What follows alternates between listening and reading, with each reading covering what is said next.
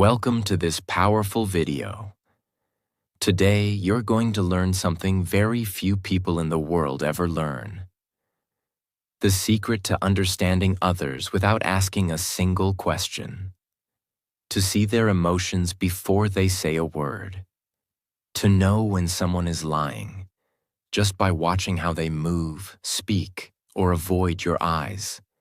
This is the ability to read people like a book. And it's not magic. It's not manipulation. It's not guessing. It's psychology. It's observation. And it's one of the most powerful skills a human being can ever develop. This video is based on the international bestseller, Read People Like a Book by Patrick King, and it will completely change how you see people.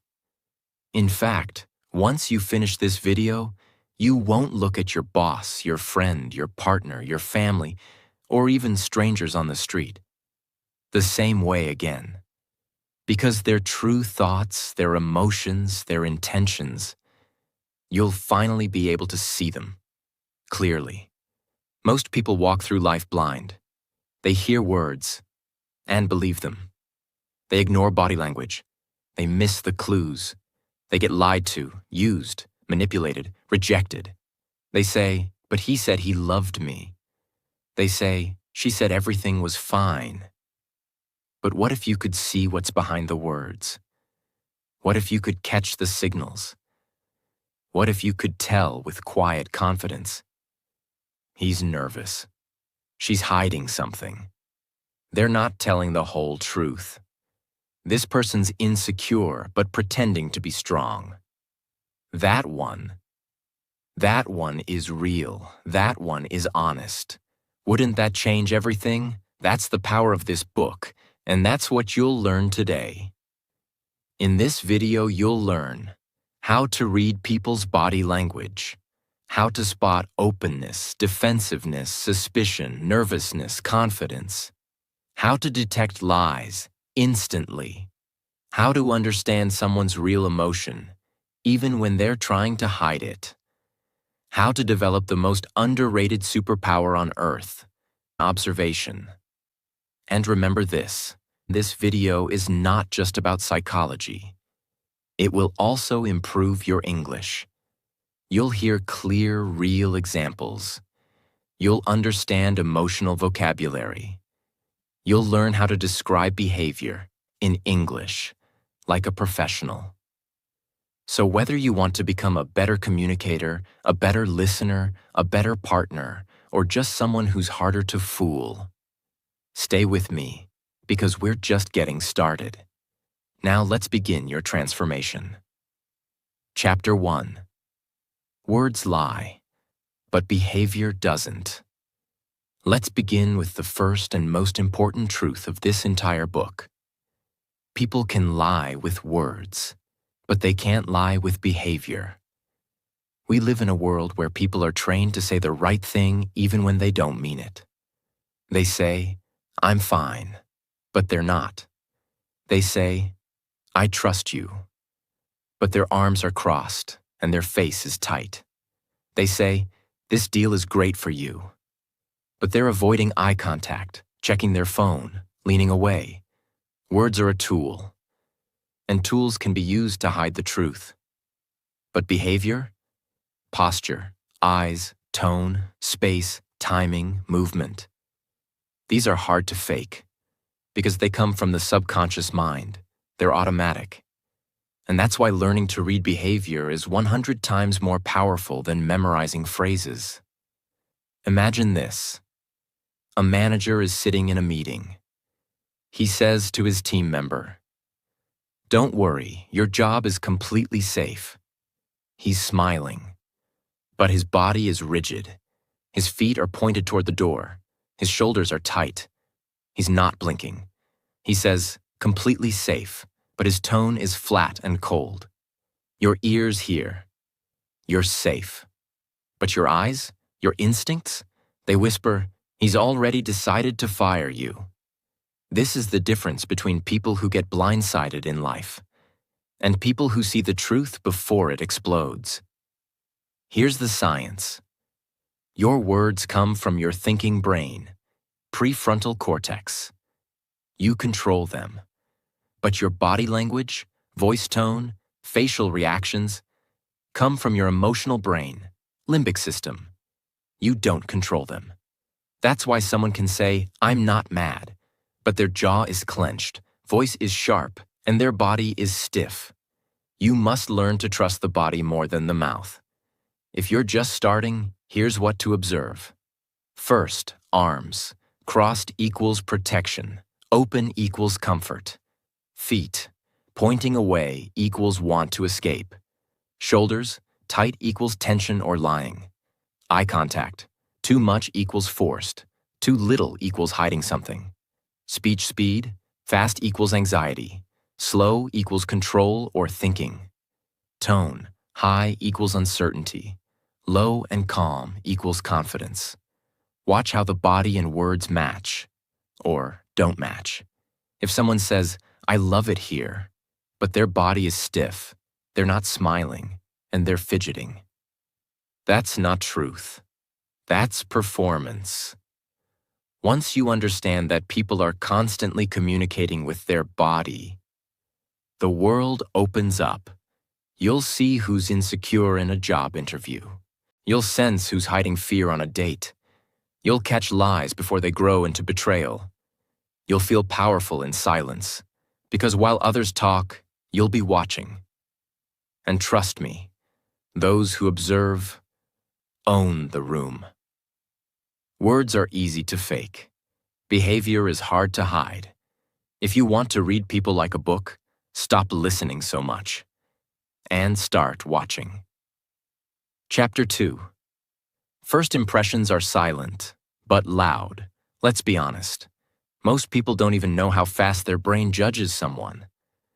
It happens in less than 7 seconds, sometimes in less than 1 second. And once that impression is made, it's very hard to change.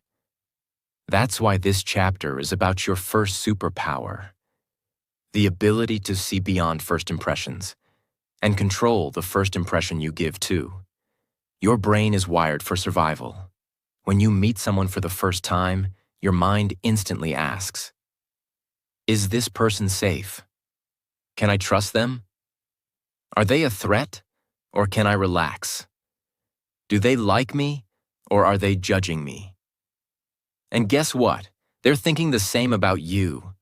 This judgment happens before a word is spoken, and it's based on posture, facial expression, eye movement, clothing, energy, body movement, how they enter the room. If you want to read people like a book, train your eye to observe these fast signals in the first moments. Openness versus defensiveness. Open posture equals arms relaxed, palms visible, shoulders down. Defensive posture equals arms crossed, one shoulder raised, hands hidden. Example. A girl walks into a party with her arms behind her back, chest forward, and head high. She looks around confidently. Her energy says, "I'm open. I'm not afraid." Another person enters with hunched shoulders, arms folded tightly, and fast steps toward the corner of the room. Their body says, "I don't want to be seen." You didn't need to hear a word. You already read them. Facial expression plus eye behavior. Warm eye contact plus small smile equals friendly, safe. Staring with no emotion equals dominance, suspicion. Avoiding eye contact completely equals fear, discomfort. Example. A hiring manager looks you straight in the eye, nods slightly, and smiles gently. He's giving you a signal of welcome. Another interviewer looks at your resume the entire time and avoids looking at you directly. They're unsure, maybe even not impressed. This tells you how they see you before they speak. Physical space and entry movement. Do they walk in with relaxed strides or fast, nervous steps? Do they claim space or shrink into it? Do they pause, look around, or rush to escape? Imagine. Someone enters a room slowly, shoulders back, and scans the room with a relaxed face. That person is confident. Another enters quickly, walks fast, clutches their phone tightly, and heads for the back of the room. That's anxiety trying to disappear. Once you learn to read first impressions, you'll understand people's inner states without asking. You'll detect insecurity hiding behind fake confidence. You'll see when someone's pretending to be happy but is actually broken inside. You'll stop being manipulated by charm, performance, or forced smiles. Because now you don't just look at someone. You read them. First impressions happen fast and reveal a lot. Don't just hear how someone introduces themselves. Watch how they arrive, because their energy speaks louder than their words. Now let's go deeper. What if you could make accurate judgments in just 2 seconds based on tiny, subtle behaviors? That's the next level. And that's what Chapter 3 is about. Chapter 3. Thin Slicing. How to read people instantly. This is where the book becomes truly mind-blowing. There's a concept in psychology called thin slicing. It means making fast, accurate decisions based on very small slices of information. In other words, reading someone within seconds of meeting them, based on a single gesture, a single tone, a single look, a micro-reaction on their face, or even the way they answer one simple question. Your brain has been learning for years, watching, observing, absorbing patterns. You can now make incredibly fast decisions about someone's honesty, confidence, nervousness, threat level, interest or boredom, insecurity or dominance, all without conscious thought, but only if you train yourself to trust what you see and interpret it correctly. Job interview. Example, you ask the candidate, "Tell me about a time you failed." Candidate A pauses too long, looks to the left, says, "I'm not sure.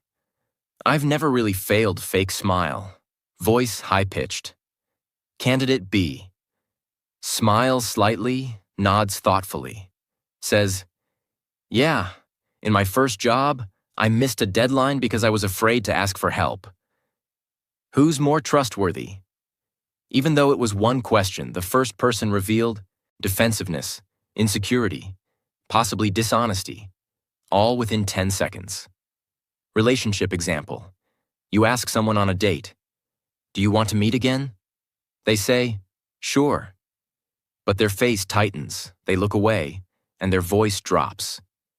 Your logic hears "sure," but your instincts say, "They're done with me." That's thin slicing, and it's almost always correct. If you're emotional, angry, desperate, or afraid, your judgment is clouded. But when you're calm and observant, when you're silent and present, you will start seeing people with scary accuracy. You'll notice a fake smile just by how the eyes don't crinkle, a lie just by how they hesitate before answering, a manipulator just by how they dominate a conversation while avoiding vulnerability. It feels like a superpower, but it's not magic, it's practice. Thin slicing is used by FBI agents, psychologists, high-stakes negotiators, master salespeople, detectives, and now, you. Because once you start noticing the small details, the truth is impossible to hide. You won't fall for fake people anymore. You'll avoid bad deals, bad friendships, bad relationships. You'll protect your energy, your goals, and your heart. Because you don't need to wait for someone to show their true colors later. You'll see them in the first minute. Pay attention to the small signs, a look, a pause, a twitch, a fake smile. The truth is not always spoken, but it's always shown. If you want to read people like a book, train yourself to observe. Faster. Chapter 4. The body tells the real story. Here's a truth you must remember forever. The body leaks the truth. Always. Even when the mouth tries to hide it. You can wear a fake smile. You can say, "I'm confident." You can lie, charm, flatter, or deny. But your body will betray you. Why? Because the body is controlled by your subconscious, and the subconscious doesn't lie. This chapter is about training your brain to read that body, just like reading a sentence in a book. The 4 major body zones to watch. If you want to truly decode someone, observe their arms and hands, shoulders and chest, legs and feet, overall posture and movement. Each of these zones gives off emotional signals. Let's break them down with powerful real-life examples. Arms and hands. Openness versus defensiveness. The arms are like emotional shields. When someone feels safe, their arms will open up. When they feel threatened or uncomfortable, their arms will close in. Open signals. Arms relaxed at the sides. Palms facing up. Hands open or gesturing naturally. Arms on the table, not crossed. Defensive signals. Arms crossed across the chest. Hands clenched. Fidgeting or hiding hands under the table. Touching the neck, watch, or sleeves repeatedly. You're talking to a client during a negotiation. At first, his arms are relaxed. But when you mention your price, he folds his arms tightly and leans back. What does this tell you? Words might say, "That sounds reasonable." But the body is screaming, "I feel threatened. I'm pulling back." You just got free insight into how they really feel, without asking. Shoulders and chest, confidence or stress. The shoulders reveal tension, pressure, and emotional discomfort. And the chest tells you whether someone is proud or scared. Confident body language. Shoulders down and relaxed. Chest slightly lifted. Balanced stance. Head aligned with spine. Stressed or submissive body language. Shoulders raised and tight. Chest caved in. Head tilted downward or tucked in. You're interviewing 2 job candidates.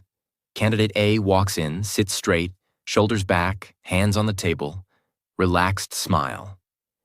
Candidate B walks in hunched, arms folded, shoulders high, and head slightly down. Even before they speak, your brain whispers, "Greater than candidate A owns the room.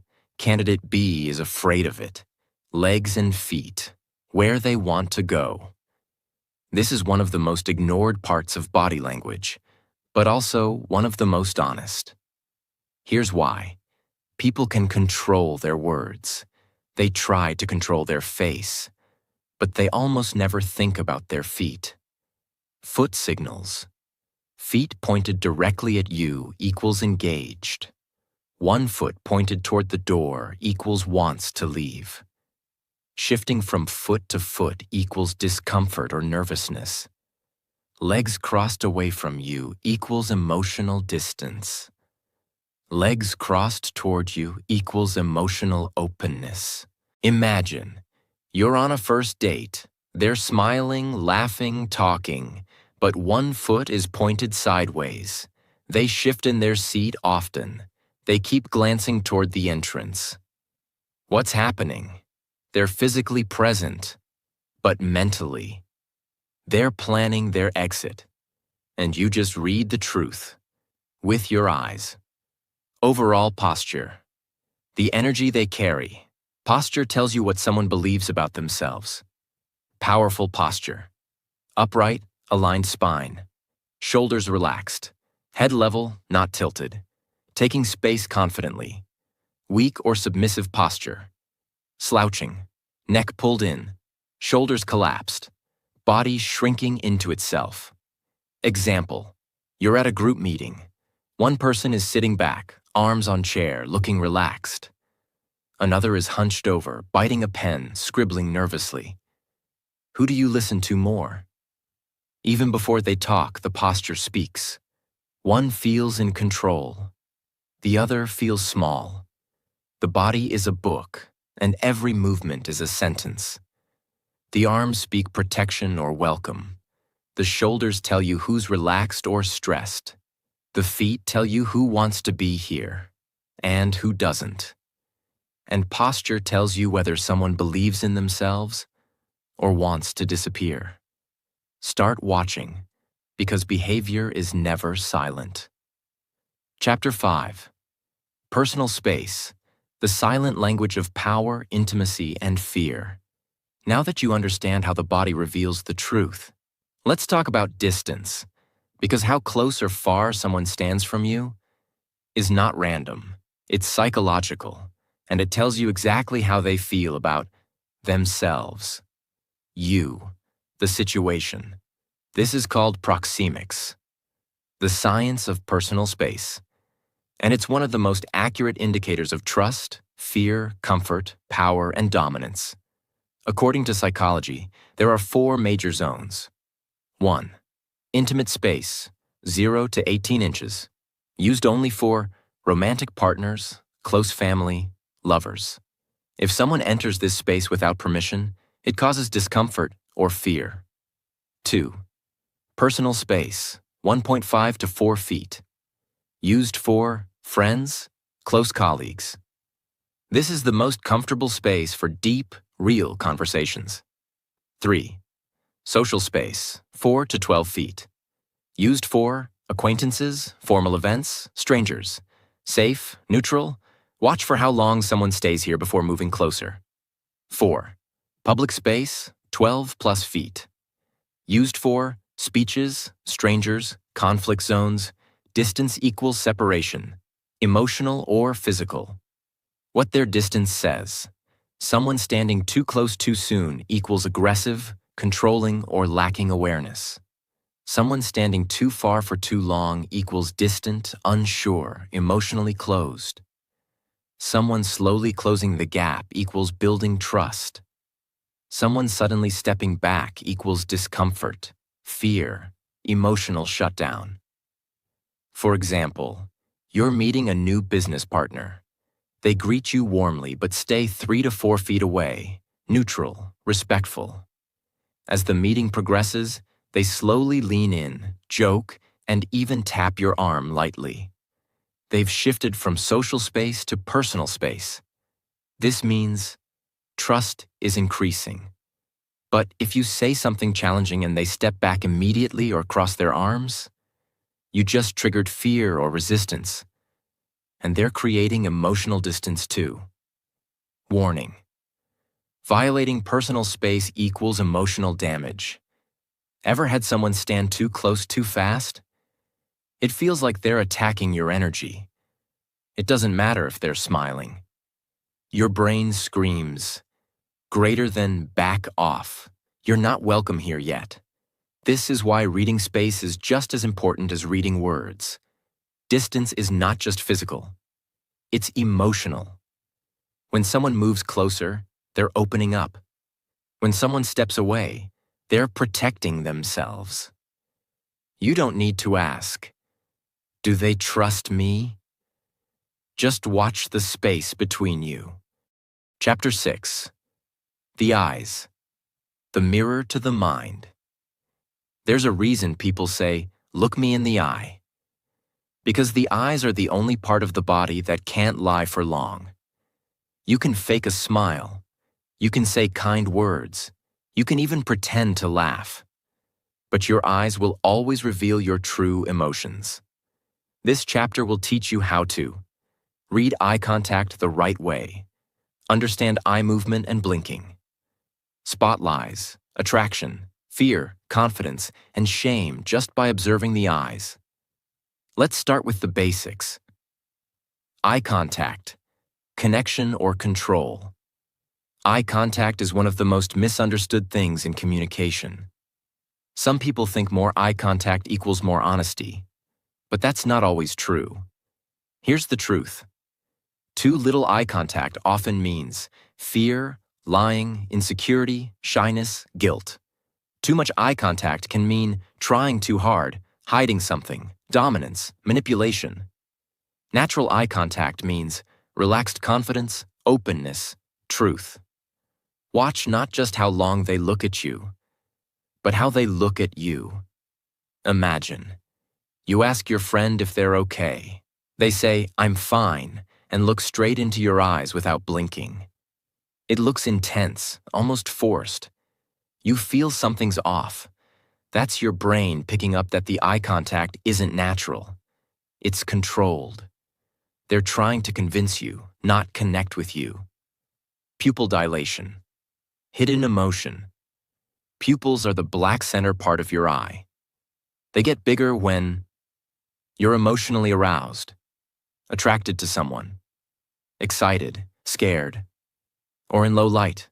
They get smaller when you're angry, cold, closed off, thinking analytically. If someone's eyes dilate when they look at you or talk about something, they care about it emotionally. If their pupils shrink, they're shutting down emotionally or feeling resistance. Example: you show a product idea to your business partner. They smile and say, "It's great." But their pupils remain small and their eyes seem cold. That's a sign they're not emotionally connected to what they're saying. Blink rate. Truth versus stress. Blinking is automatic, and most people blink 10 to 20 times per minute. But when someone is lying, nervous, thinking fast, or emotionally overwhelmed, their blink rate often increases dramatically. Some even blink rapidly for 2 to 3 seconds before answering. Eye movement patterns. When people look up and to the left, they're remembering. Up and to the right, they're constructing or imagining. Down, they're feeling emotional or guilty. Sideways, they're distracted or escaping mentally. So if someone looks up and right when telling you a story, they may be making it up. If they look down and away, they may be ashamed or emotionally vulnerable. Key emotional states in the eyes. Attraction equals dilated pupils, slow blinking, relaxed gaze. Fear equals wide eyes, rapid blinking, scanning room. Shame equals looking down, avoiding eye contact. Lying equals forced eye contact or sudden avoidance. Confidence equals steady, relaxed, natural eye contact. Don't just listen to words, watch the eyes. They are the only part of the body directly connected to the brain's emotional center. And they speak the truth, even when the mouth lies. Chapter 7. Facial expressions. The truth behind the mask. The face is the first place people look for emotion. But it's also the first place people try to hide it. The key skill you'll learn in this chapter is how to recognize micro-expressions. Tiny facial movements that last less than a second, but reveal exactly how someone feels. These expressions are uncontrollable. They flash before someone can fake it. Let's go through the 7 universal micro-expressions. 1. Anger. Eyebrows pulled down and together. Eyes glare. Lips pressed tight or curled. Jaw clenched, nostrils flared. A customer says calmly, "I'm not upset." But their eyebrows are tight and jaw is tense. You now know they're angry, but hiding it. 2. Disgust. Nose wrinkled. Upper lip raised. Head may turn away. Eyes may squint. Someone hears your idea in a meeting.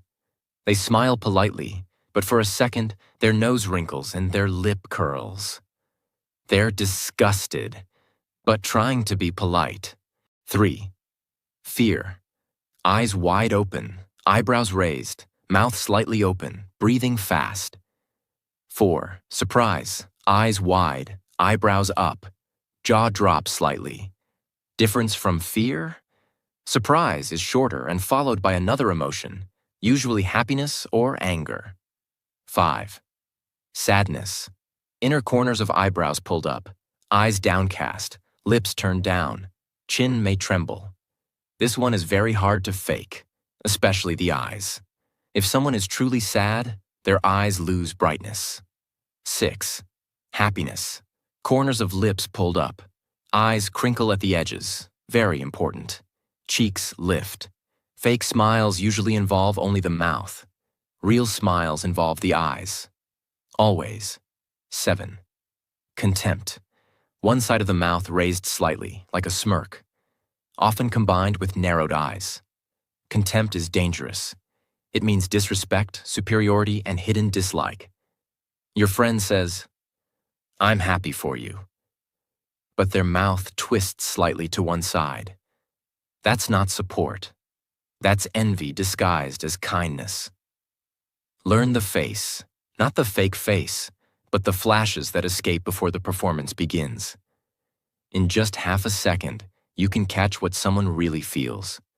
Their mask may be perfect, but their face will still leak the truth. Chapter 8. The voice. How they say it reveals everything. Now let's move to the voice. One of the most powerful, subtle, and accurate tools for reading people. Because how people say things is often more important than what they say. This chapter will show you how to read tone, pitch, volume, speed, pauses, breathing patterns, and emotional energy in speech. Tone of voice, warm or cold. Tone is the emotion behind the words. A soft, warm tone equals comfort, love, trust.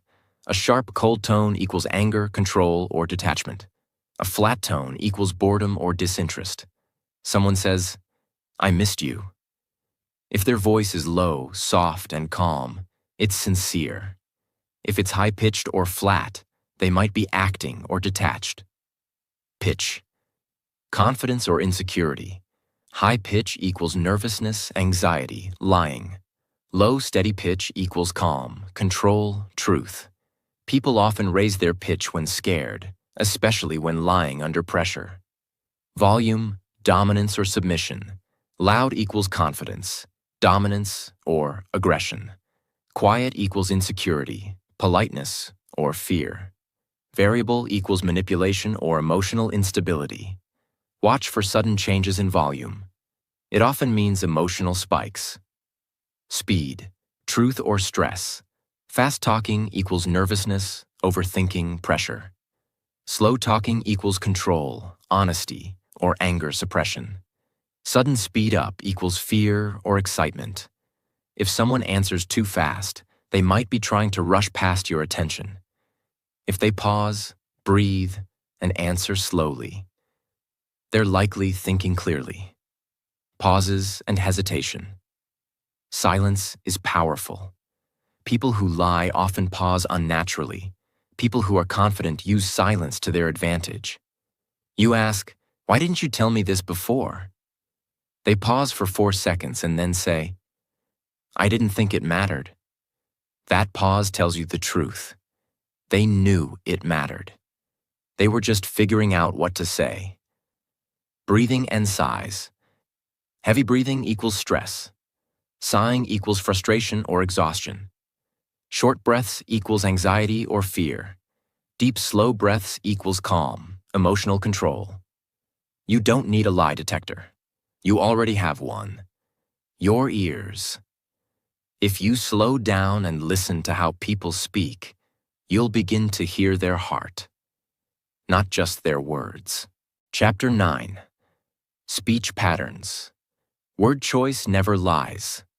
At first glance, you might think body language is more important than speech. But if you listen closely, not just to what someone says, but how they say it, the structure of their sentences, the words they repeat, the details they avoid, you'll discover their inner world. This chapter shows you how people's speech habits expose their mindset, reveal their emotions, and often contradict their body language. If someone's behavior and speech don't match, that mismatch is your clue. Let's break it down. Over-explaining. When people feel nervous, guilty, or insecure, they talk too much. They give unnecessary details to sound convincing. But in reality, they're trying to hide something or overcompensate.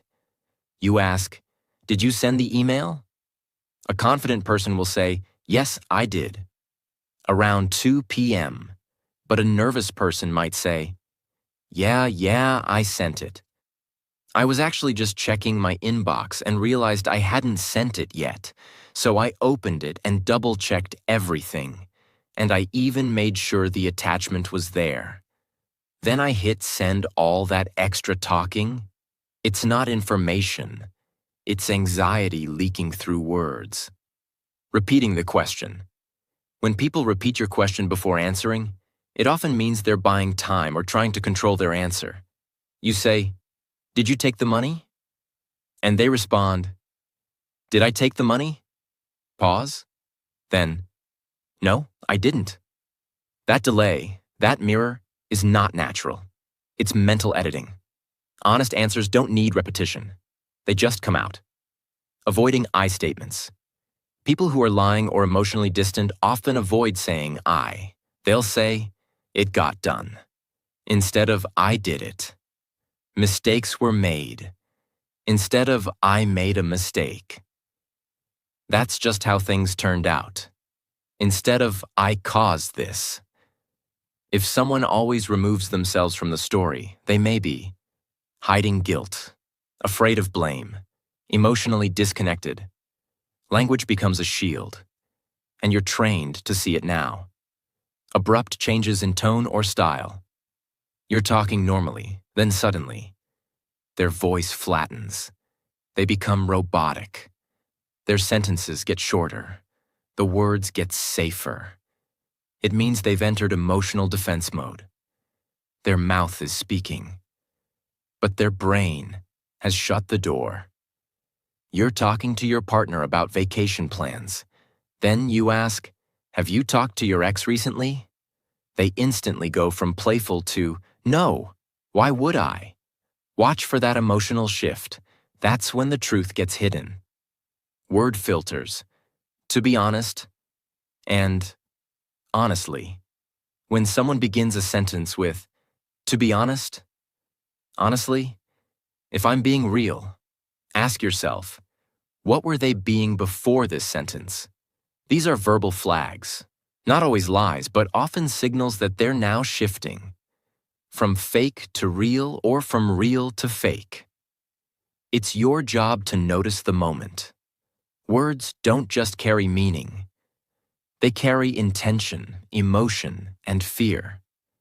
By watching someone's speech patterns, you'll stop hearing just information and start hearing what they're hiding, what they regret, what they're afraid to say, and what they want you to believe.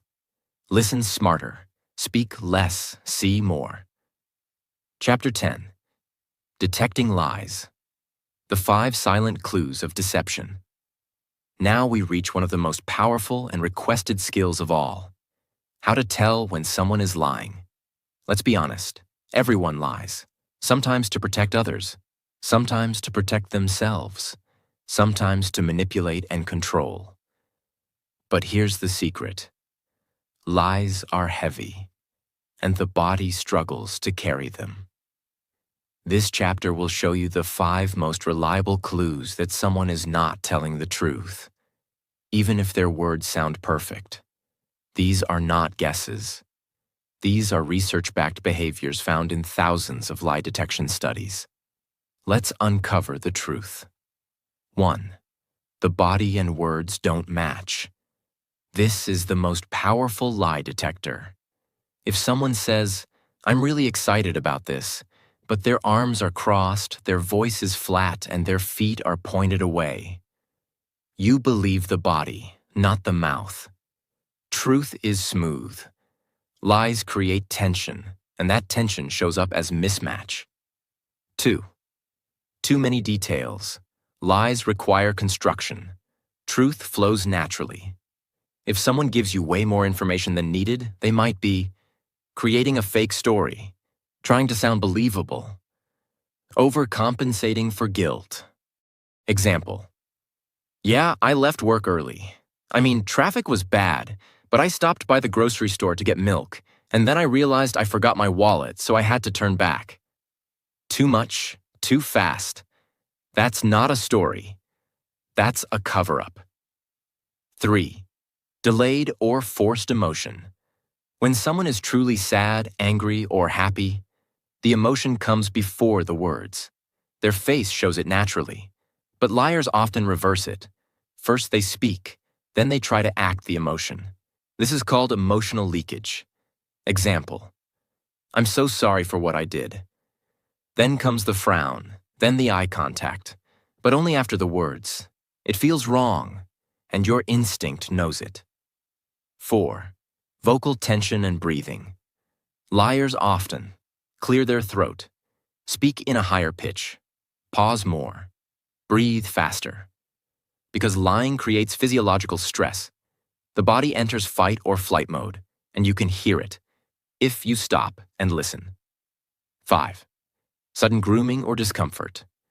When someone lies, they often touch their neck, scratch their head, adjust their clothes, rub their hands together, fidget with objects. These are self-soothing actions. Their body trying to release the tension the lie is creating. Watch for these the moment you ask a direct question. The truth stands tall. Lies wobble. If you learn to watch tension, timing, tone, and behavioral mismatch, you won't just hear the lie. You'll see it happening. You won't need proof. You'll feel it in your bones, because your subconscious mind already knows. And now your conscious mind knows too. Chapter 11. Personality clues. What behavior tells you about someone's core identity? Now we go beyond reactions and lies, into something deeper. This chapter is about understanding who someone really is, not just what they're feeling today, but what they believe about themselves, their worldview, their core emotional identity. Because the way someone moves, speaks, reacts, and carries themselves, all of it reveals the story they tell themselves internally. Let's learn how to decode it. 1. The confident versus the insecure. Confident people. Take space, use stillness, maintain steady eye contact. Don't rush their words. Speak from their chest, not their throat. Insecure people. Shrink, move constantly, avoid eye contact, talk too much or too little. Hesitate before answering. You don't need to ask, are they confident? Just watch them walk into a room. 2. The honest versus the people pleaser. Honest people. Say no without apology. Set boundaries clearly. Admit when they don't know something. Look relaxed even when disagreeing. People pleasers. Laugh too quickly. Agree too fast. Say yes while their body says no. Apologize for existing. The more someone tries to please everyone, the more they abandon themselves. And you'll see it in their behavior. 3. The dominator versus the manipulator. Dominator. Leads directly. Makes decisions out loud. Accepts conflict when needed.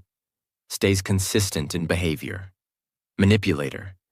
Plays nice, then plays victim. Uses passive aggression. Avoids direct answers.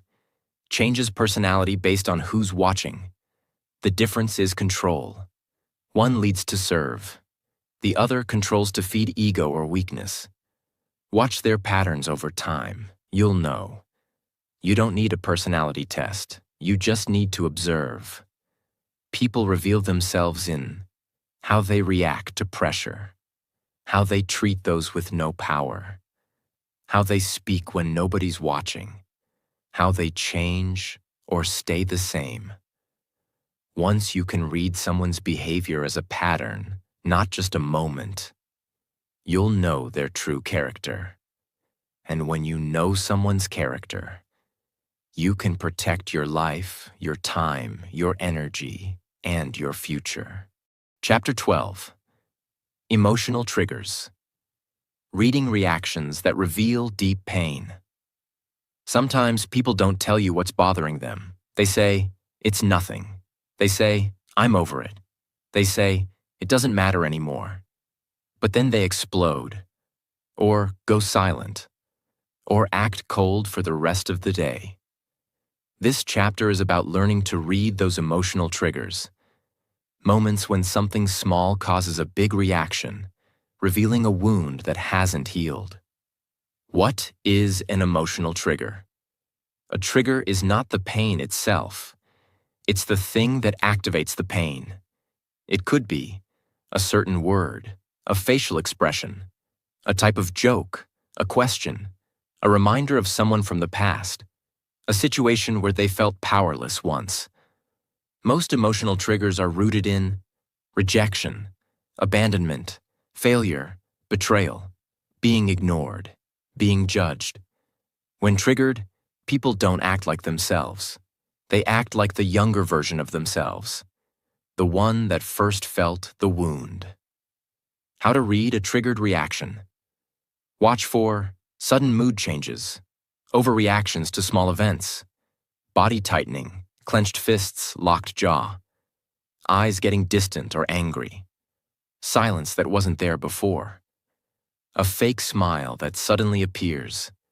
These are all signs that something invisible just got touched.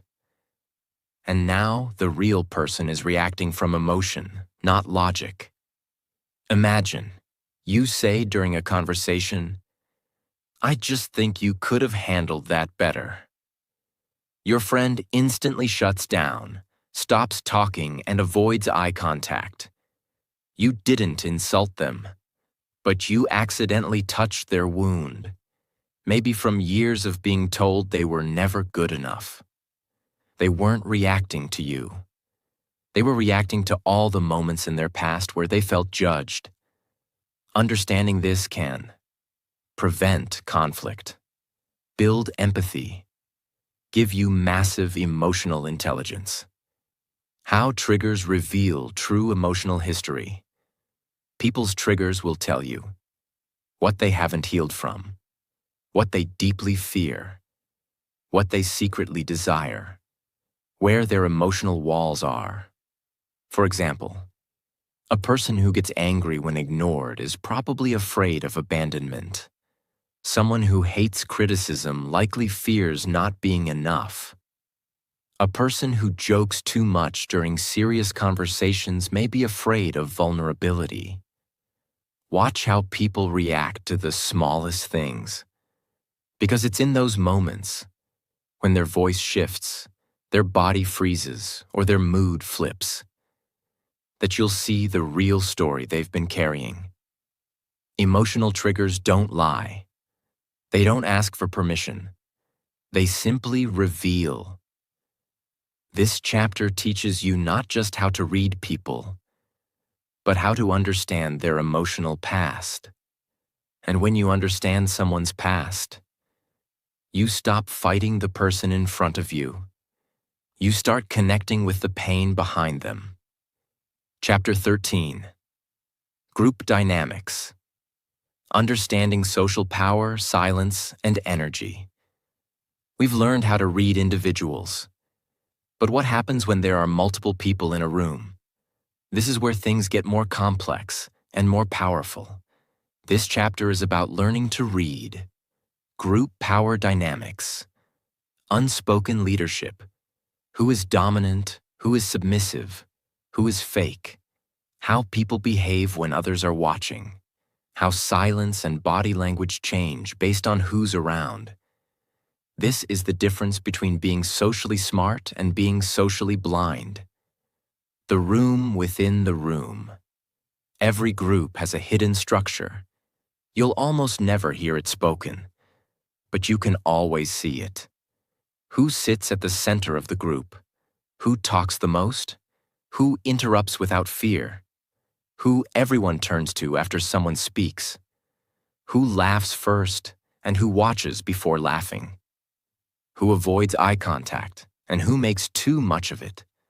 These clues reveal who holds power, who craves attention, who is being ignored, who is afraid to speak, who dominates through presence, not volume. In a team meeting, one person barely speaks, but whenever they nod or comment, everyone listens. Another person talks constantly, but nobody reacts. One has power. The other is just noise. Group dynamics are never about volume. They're about respect, presence, and positioning. In groups, the most powerful people are often the most quiet. They don't need to prove themselves. They don't speak unless it matters. Their body language says, "I'm in control. I don't chase approval." Meanwhile, those who feel invisible often fidget, interrupt, talk too fast, make jokes when silence appears. Look for validation through the group. You don't need to judge this, just observe it. Power is not always loud, but it's always noticed. In a group, people try to fit in, hide weakness, perform for status, imitate the dominant person, pretend to be confident when they're afraid. Watch how someone behaves when they're with friends, with authority, with strangers, with people they're trying to impress. People change masks.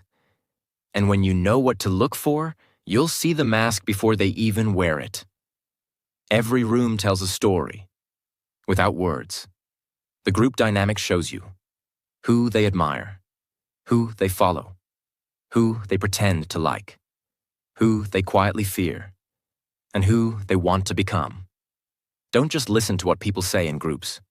Watch what the group allows, because in silence, laughter, eye contact, and posture, the real power structure is always visible. Chapter 14. Training the Observer's Mind. How to see everything without saying anything. Now we reach the chapter that changes your life. Because up until now, you've been learning techniques, skills, and cues. But this chapter teaches you a mindset, a way of seeing, a new identity. It's the observer's mind, the ability to walk into any room, any situation, any conversation, and see what others miss. Observation is a superpower. People who observe deeply, speak less, understand more, avoid drama without saying a word, detect danger before it shows, build better relationships, create stronger businesses, protect their energy and peace. Most people don't listen. They wait to speak. They react. They defend. They talk to win. But the observer?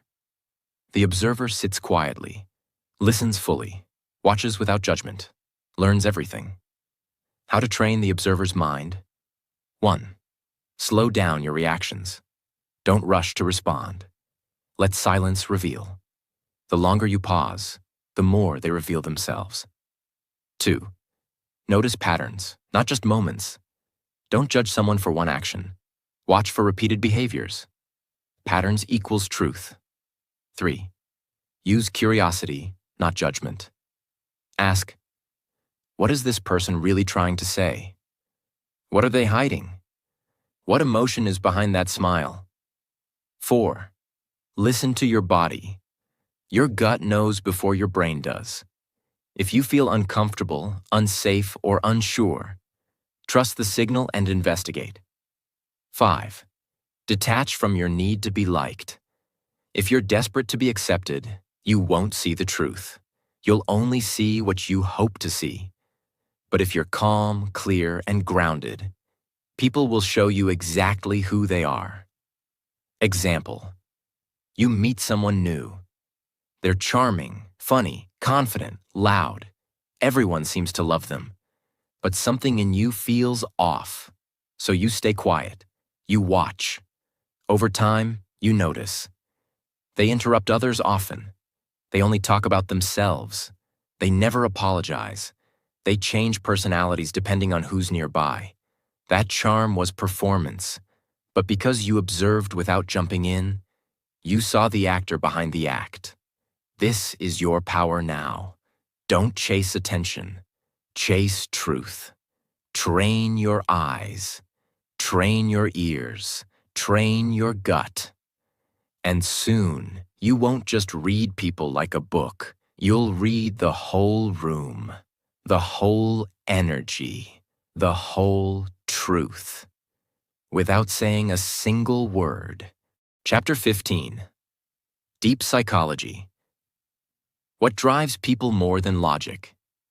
You've come a long way. You've learned to read body language, micro-expressions, tone, space, voice, patterns, lies, personalities, and pain. But if you stop there, you'll only see what people do. To go deeper, you must understand why they do it. And the truth is this: most people are not driven by logic. They are driven by emotion, insecurity, fear, guilt, pride, pain, and unconscious beliefs they don't even know they carry. This is the final and ultimate lesson in learning how to read people. You must learn to read what controls them. And what controls them is usually childhood wounds, emotional programming, learned fears, invisible trauma, repeated emotional patterns, and a desperate need to be accepted, seen, and loved. Let's break it down. 1. People want to feel significant.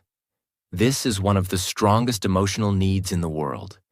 Whether someone is loud, quiet, controlling, shy, funny, fake, powerful, behind almost every behavior is a deep craving to feel important, even for a moment. You'll see it in the person who constantly interrupts. They're terrified of being forgotten. The one who brags nonstop. They feel like they've never been enough. The one who says, "I don't care what people think." Often they care the most. The one who agrees with everything. They're scared of being rejected. The one who flirts with everyone. They just want to feel worthy of love. Underneath the mask is always the same pain. Am I enough? And every behavior is an attempt to answer that question. 2. People are ruled by fear, even when they pretend to be brave. We all want to believe we're strong, logical, and in control. But underneath, most people are scared. Scared of failure, scared of embarrassment, scared of being judged, scared of being alone, scared of losing control, scared of not being good enough. So instead of saying, "I'm scared," people behave in strange ways. They avoid responsibility. They attack others first. They pretend to be confident. They stay busy so they never feel. They criticize, gossip, or compete to hide their own insecurity. When you understand this, you stop taking people's behavior personally. You start seeing the pain that's running the show. A boss keeps shouting at his team, always blaming, never appreciating. To others, he seems arrogant. But to you, with this final lens, you see it clearly. He's not strong. He's not confident. He's just a scared man pretending to be powerful, because deep down he feels invisible. That understanding doesn't make him right, but it makes you powerful. Because now you're not reacting. You're reading. 3. Every behavior is a strategy for an emotion. If someone always criticizes others, it's a strategy to feel superior. Avoids confrontation. It's a strategy to stay safe. Lies often. It's a strategy to protect their image. Jokes nonstop. It's a strategy to distract from vulnerability. Controls everything. It's a strategy to feel secure. Shuts down. It's a strategy to avoid emotional pain. No one wakes up thinking, "I'll lie, manipulate, hide, or fake today." But their emotional brain says, "Do whatever it takes to survive, to avoid pain, to feel love, to stay in control." Your job is not to fix people. Your job is not to judge them. Your job is to observe and see the truth behind the mask. So you don't take their behavior as fact. You take it as data. People are not logical creatures. They are emotional beings, using behavior to protect themselves from pain. To truly read people like a book, you must stop focusing only on what they do and start understanding what drives them, what scares them, what made them, and what they're still running from. If you do this, you'll stop reacting. You'll stop doubting yourself. You'll stop chasing fake love and shallow praise. And you'll finally stand in quiet power, seeing the full truth without needing to control anyone, because you've already mastered the only thing that matters: your own awareness. You've just completed one of the most important, most powerful, and most life-changing summaries ever created. This wasn't just a book. This was a blueprint to emotional intelligence, powerful communication, quiet confidence, and unshakable awareness. You've learned how to read eyes, voices, body language, space, personality, emotions, pain, lies, group energy, deep human psychology. And in doing so, you've not only learned how to read others, you've started learning how to understand yourself. Because the truth is, when you start observing people, you begin to observe your own triggers. When you stop reacting to others, you stop reacting to yourself. And when you stop being blind to the truth, you stop being fooled by the world. This skill is not about controlling people. It's not about winning conversations. It's about living in truth, trusting your instinct, seeing what others miss, and protecting your peace, your energy, and your future. Now, before we end, here's a message for you, the listener, the student, the observer, the warrior. You are not weak for being sensitive. You are not stupid for trusting the wrong people. You are not broken because you couldn't read the signs before. You're just becoming aware now, and that changes everything. You don't need to talk louder. You don't need to explain more. You don't need to prove anything. From now on, your silence will speak. Your energy will lead. Your eyes will see. And your mind will understand. You have learned to read people like a book, but the most powerful chapter will always be the one you write for yourself.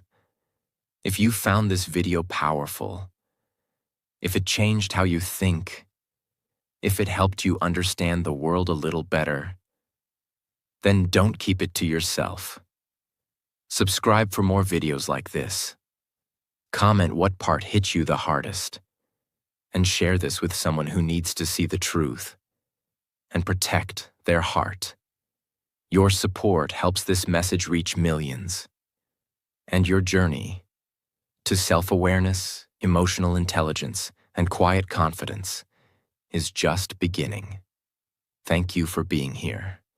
This was Read People Like a Book, full life-changing summary. I'll see you in the next video. Stay powerful, stay aware, and never stop observing. The world is speaking. Now you know